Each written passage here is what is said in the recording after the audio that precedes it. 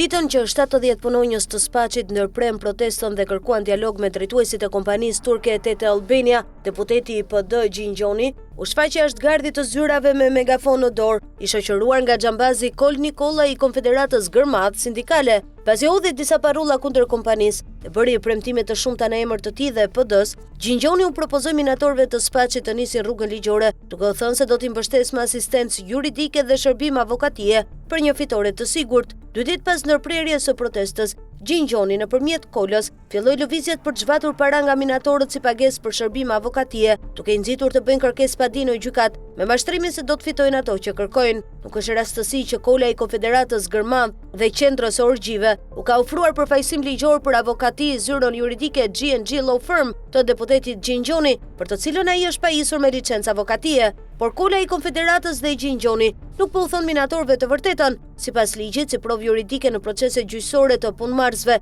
kundër punëdhënësve, duhet paraqitur vendimi gjyqësor i krijimit të sindikatës, kontrata e punës së nivelit të parë me Ministrinë e Linjës dhe kontrata e punës së nivelit të dytë mes sindikatës dhe kompanisë TT Albania. Kol Nikollaj nuk i ka këto.